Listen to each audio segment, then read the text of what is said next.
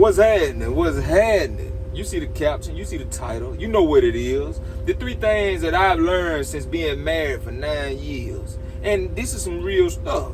This is the real deal. This is what they ain't gonna tell you, you know what I'm saying, when you go and talk to a couple. They gonna keep this kind of stuff away from you. They'll hit on it a little bit, but they ain't really hitting on it for real. Most of the advice that people give out about relationships come from people who don't know what they're talking about.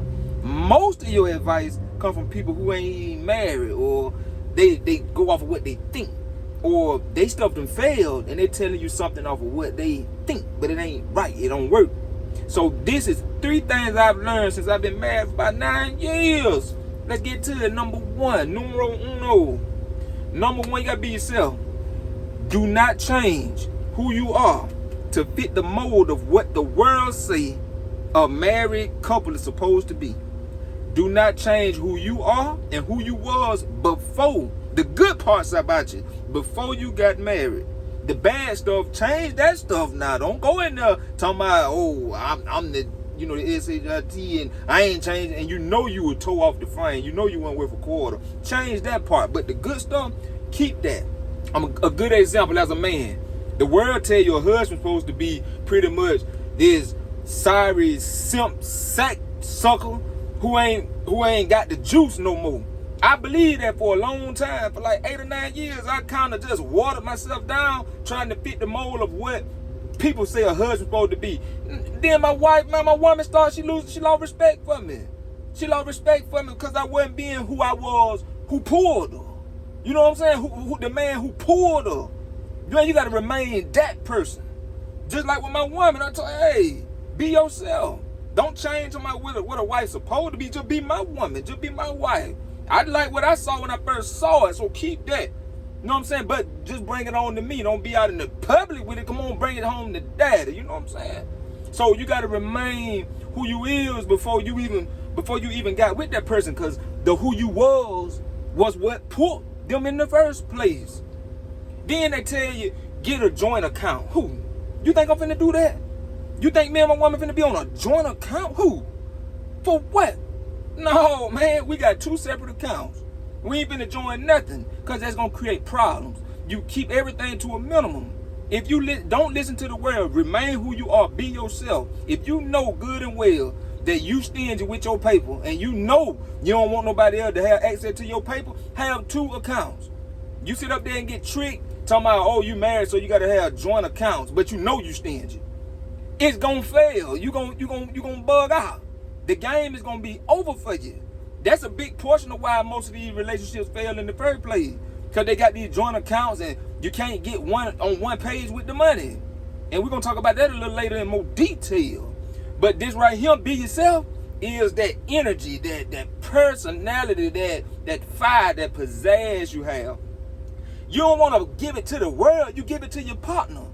But what happens most of the time is you end up pouring water on that fire that you had for your person. I did it. I'm speaking from personal experience. My girl told me straight up. She said, man, you water yourself down too much. I said, huh? I took offense. I said, huh? What you talking about? Man, I'm trying to be a husband. Man, you ain't fun no more. What? I ain't fun no more, man. That'll cut you to the soul. Then you try to get defensive, but then when you be real with yourself, when you be honest with yourself, man, you realize, man, she right. Man, I ain't me no more. She was like, man, sometimes a woman want to know that other women want you too. I'm sitting up there avoiding conversation with other women. Hey, how you doing? Hey, what going on? Gone. Because I ain't want no problem. I was trying to fit that mold of what a worldly husband's supposed to be. What the traditional church try to paint you out to be. Man, ain't nobody finna run around here all doggone bland like a piece of meat ain't got no salt on it. Man, I'm the salt. That's how you have to go into it. Be that spice of life, the salt. You know what I'm saying? The light of life for your person. That's number 1. That's numero uno. Number 2, man, listen. Be on one page. Be on one accord. You got to be on one page. If y'all sitting up there and y'all really don't have nothing in common, it's going to be rough. And you can't fake it. You really can't fake that. If you ain't on one accord, that's why it's important to know who you marrying.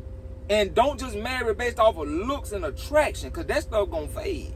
But if you partner up with somebody based off your general interests, what you really like, the stuff that you like to do, and your partner like to do it too, well, it's gonna be a lifetime of fun.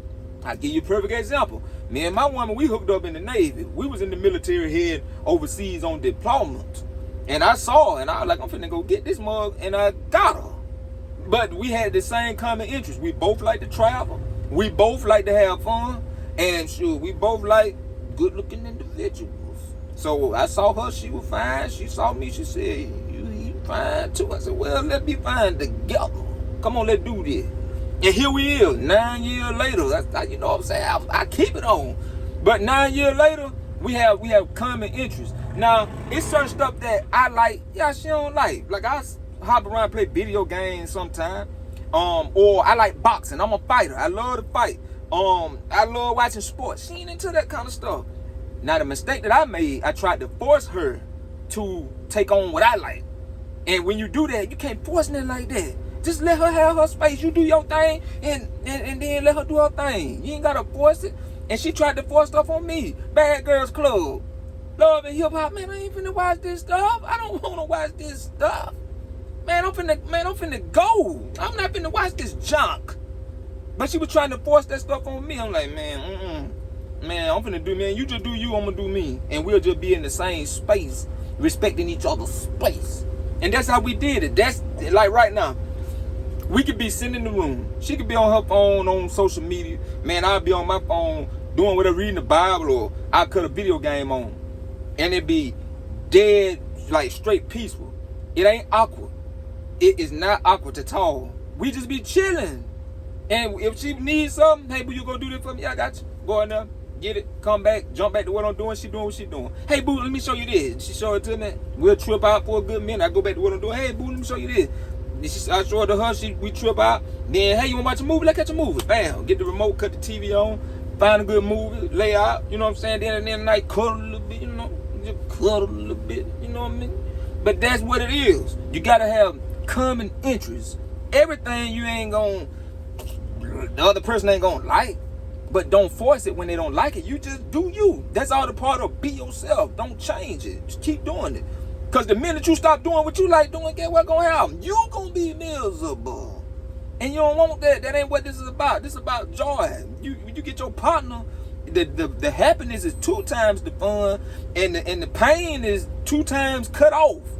That's what it's about. So you got to be yourself. Then you got to be with a person who on one accord, man. And then level 3, number 3, strike 3, whatever you want to call it. You really don't know your person like you think you know them. Man, you got to look at it like this. You got to be real. All that fairy tale stuff, you can hang it up and go ahead and crush it up and throw it out the window. This person was a whole person before they ever met you. A whole nother person before they ever met you. So when you first hook up with somebody, guess what's going to happen? You're going to lie. Ain't nobody finna come tell you, oh, yeah, man, I got, 2 evictions. I got locked up, you know what I'm saying, for brandishing a weapon. I went upside my boyfriend or girlfriend head with a baseball bat. And then when they hit the ground, I hit them with a pipe. They ain't gonna tell you all that stuff because they want you to like them. They ain't gonna tell you their faults and their drawbacks and their flaws. Why? Well, that'd be stupid. So when you go in, it's the honeymoon stage. You gonna sit up there and present your best self, and you gonna hide your junk just like that person gonna hide their junk. Now, this is where the meat and potatoes come in at. It take years for a person to uncover their truth.